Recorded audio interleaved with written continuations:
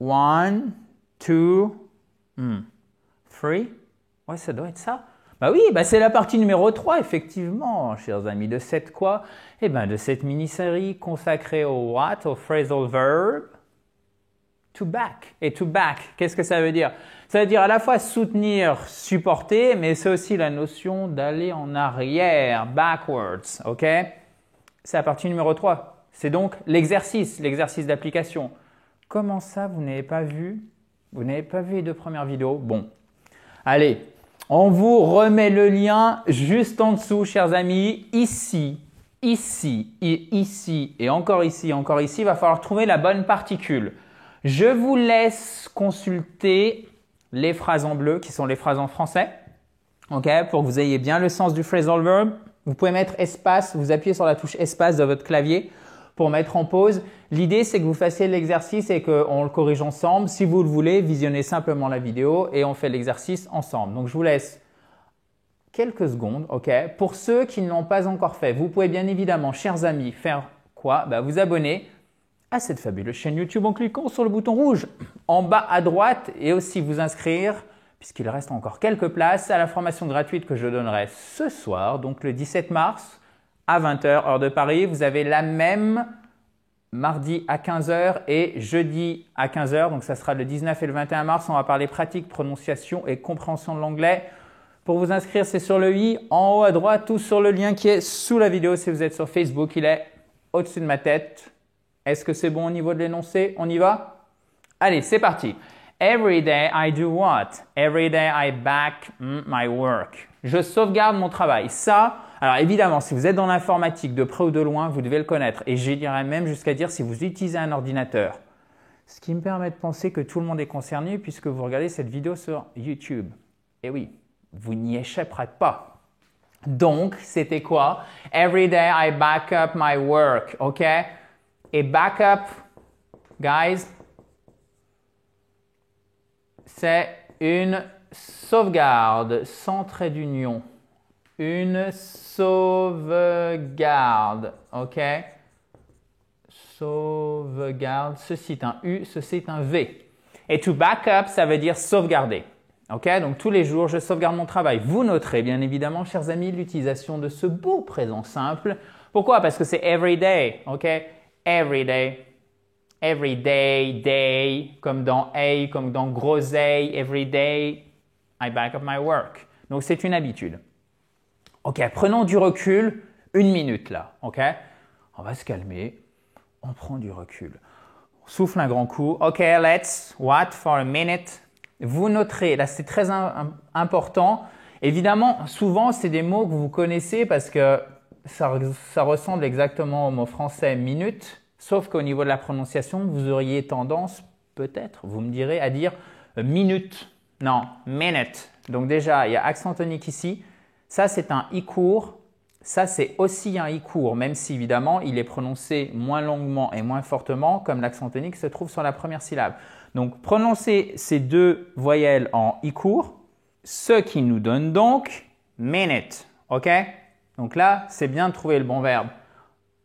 OK, let's back up for a minute. Mais ça ne suffit pas, parce que si vous n'avez pas la bonne prononciation là, du coup, la personne ne comprendra pas la phrase.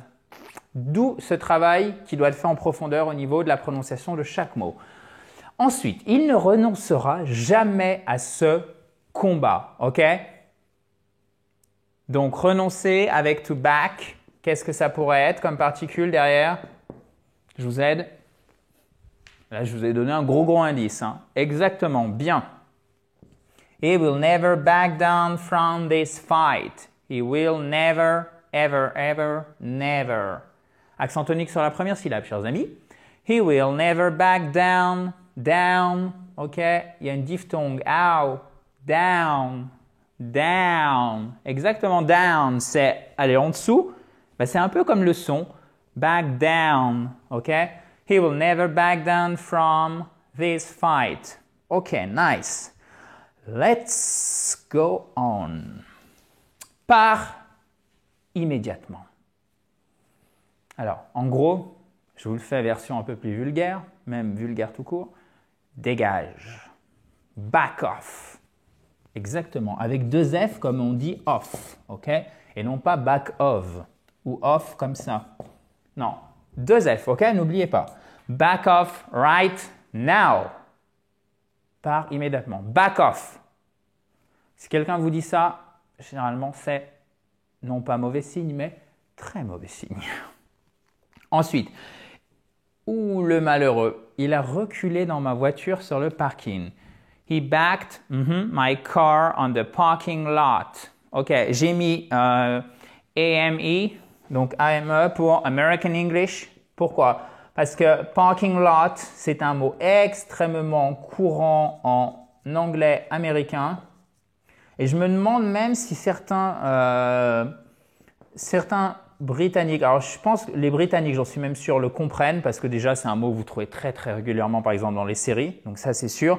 Mais à mon avis, ce type de mot commence à être employé aussi en anglais britannique. Pourquoi? Parce qu'on observe en fait, et ça s'accentue à mon humble avis, le fait qu'il y a de plus en plus d'expressions, de mots qui étaient typiques de l'anglais américain qui sont employés aussi chez les Britanniques. Okay?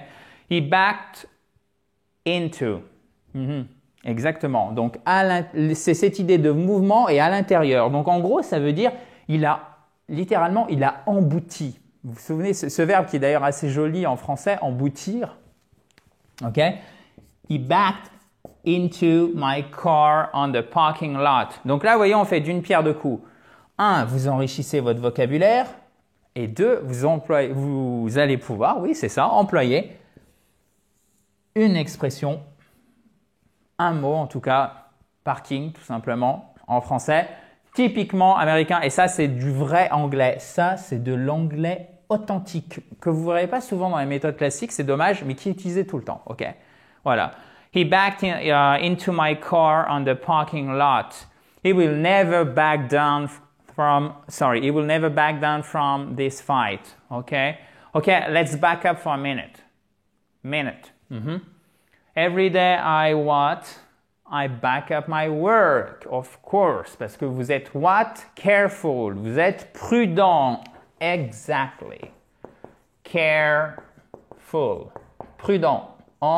Évidemment, un seul mot. Bon, j'espère que ça vous a aidé, que vous avez bien pu constater si vous avez assimilé ou non le phrasal verb to back. Donc, je vous laisse consulter les bonnes réponses si besoin. Sachez que vous pouvez encore vous inscrire aux 3 séances de formation. Donc, c'est ce soir, 17 mars, après-demain, donc ce sera mardi à 15h heure de Paris et jeudi, toujours 15h heure de Paris. Mardi et jeudi. Vous cliquez sur le i en haut à droite pour vous inscrire ou sur le lien qui est juste en dessous de la vidéo. Si vous êtes sur Facebook, le lien est au-dessus de ma tête. Si vous avez le moindre commentaire, si vous voulez me suggérer des idées de vidéos, etc. Alors j'en reçois souvent. Là, j'ai une liste qui est colossale et je ne sais pas si je les ferai tout un jour. Mais en tout cas, j'essaye de faire une par jour.